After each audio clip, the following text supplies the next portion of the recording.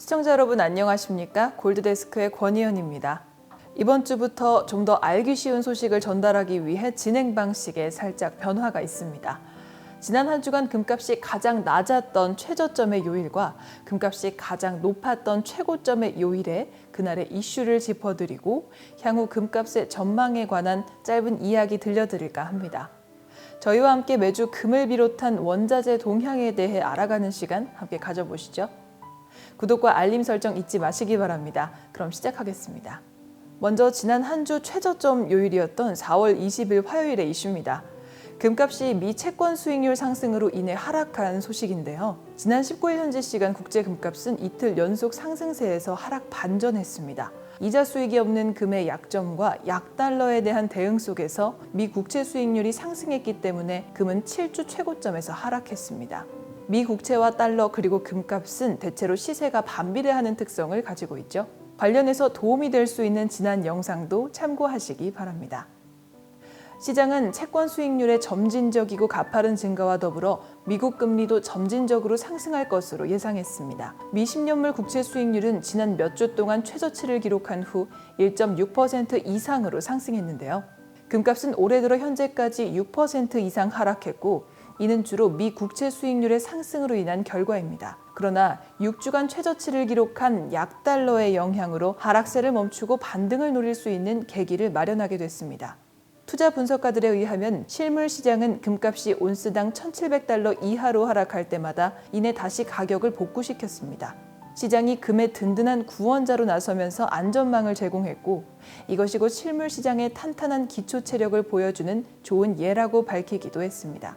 이와 함께 인도와 중국의 금 수요가 회복세로 돌아섰고 중앙은행은 2월에 순매수세로 전환했습니다. 이 또한 금에 대한 긍정적 가능성을 보여주는 증거로 볼 수 있겠죠. 한편 세계 최대 금 소비국인 중국은 국내와 국제은행에 대량의 금을 수입할 수 있는 권한을 부여하면서 막대한 양의 금이 중국으로 유입될 것이라는 기대감을 갖게 했습니다.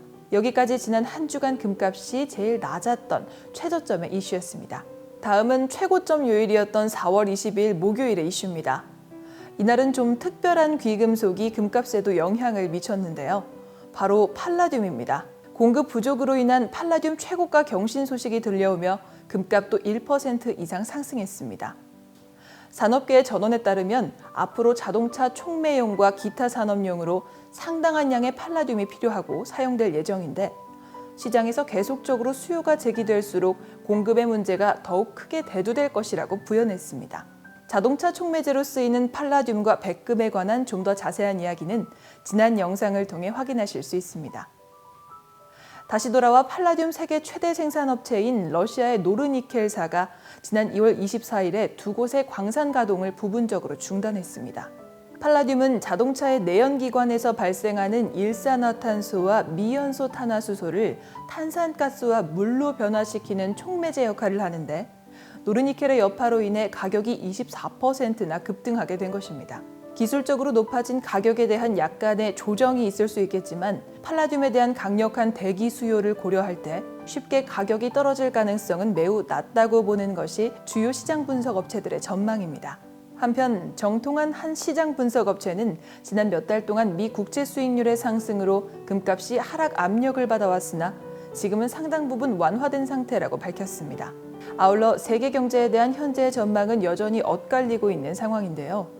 2, 4분기에는 훨씬 더 조심스러운 접근 방식을 볼 수 있을 것이며 안전자산으로 각광받는 금이 투자자들의 포트폴리오에 흘러들어가기 시작할 것이라고 덧붙였습니다. 10년물 미국 국채 수익률은 1.6% 미만으로 하락해 달러 역시 하락했고 이에 반대급부로 금을 보유하는 데 따른 기회비용을 줄이면서 금값은 반등했습니다. 여기까지 최고점의 이슈였습니다. 마지막으로 향후 금값에 관한 짧은 전망 이야기해보겠습니다. 최근 중국 정부가 수조 원 규모의 금 구매를 승인했다는 소식이 들려왔습니다. 중국이 국내 및 국제은행에 많은 양의 금을 수입할 수 있도록 허가한 것인데요.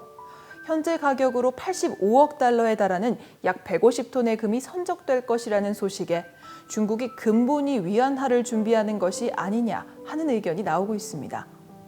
이에 따라 런던 가격 대비 상하이 금 프리미엄이 $10 이상 확대되었다는 소식도 들려옵니다. 아시아의 실물 금 수요와 유럽의 금화 골드바 수요가 증가하고 있습니다. 녹화 날인 오늘 4월 27일 화요일 오늘의 이슈를 마저 덧붙입니다. 코로나 확진자 수가 증가하며 달러 약세 흐름의 여파로 금값이 0.1% 상승했다는 소식인데요. 이러한 소식들을 종합해보면 향후 금값이 높아지는데 어느 정도 영향이 있다고 할 수 있지 않을까 싶습니다. 지금까지 향후 전망 소식이었습니다. 지금까지 한 주간 금값의 최저점과 최고점, 그리고 향후 전망에 관한 이야기 함께 하셨습니다. 이번 영상이 도움이 되셨다면 좋아요와 구독 버튼 그리고 알림 설정 꼭 부탁드립니다. 저는 다음 주 한 주간 금날씨 소식으로 다시 찾아뵙겠습니다. 시청해주신 여러분 고맙습니다.